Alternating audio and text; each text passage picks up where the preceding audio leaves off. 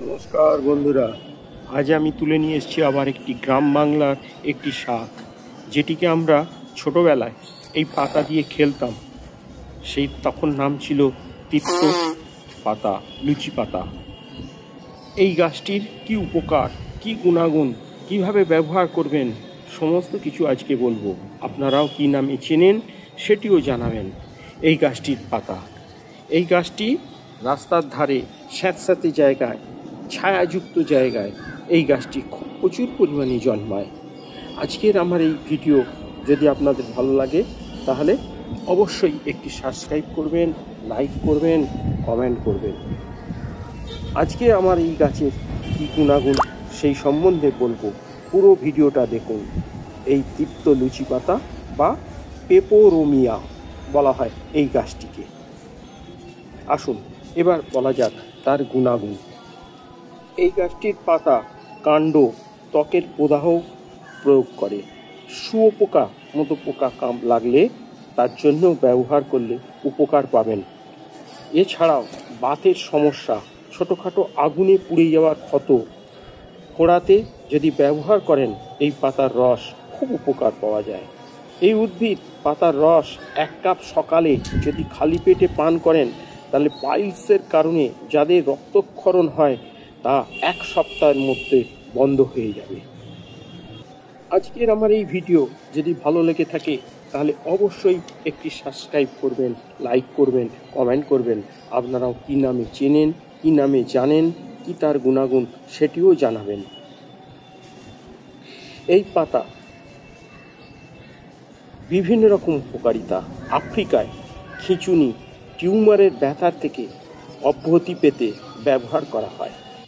বাংলাদেশে মানসিক উত্তেজনা রোগীদের জন্য চিকিৎসায় ব্যবহার করা হয় এই গাছের পাতা। এই পাতার রস মূত্রনালীর সংক্রমণ প্রতিরোধে ব্যবহার করা হয়।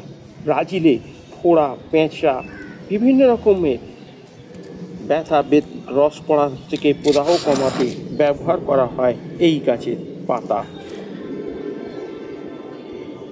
মাথা ব্যথা, বাতের ব্যথা, পুরুষত্বহীনতার জন্যে রোদে ব্যবহার করা হয়ে থাকে এই গাছ কাঁচা স্যালাড হিসাবেও আপনি ব্যবহার করতে পারেন। গেঁটে বাত, সাধারণত বাতের জন্য ব্যবহার করা হয় এর ডালপালা।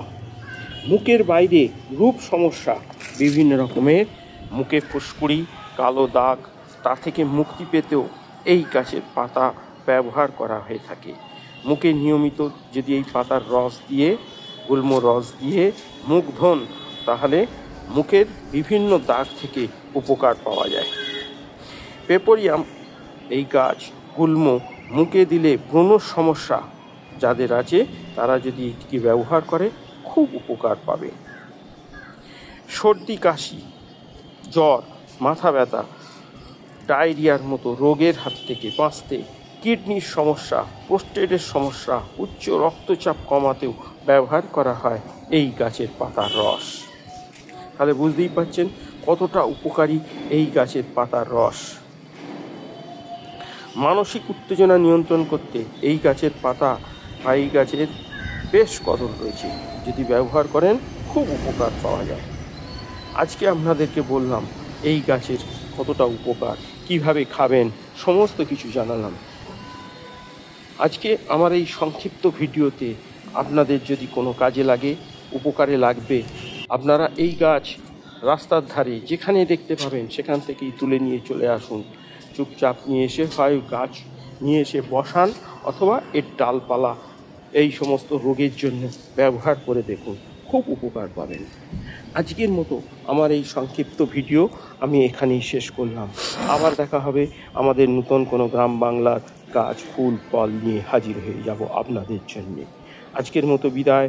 আপনারা সকলে ভালো থাকুন, সুস্থ থাকুন, দেখতে থাকুন আমাদের নিত্যদিনের নতুন নতুন গ্রাম বাংলার গাছ, ফুল, ফল, তার পরিচর্যা থেকে শুরু করে বিভিন্ন বিষয় নিয়ে গাছের।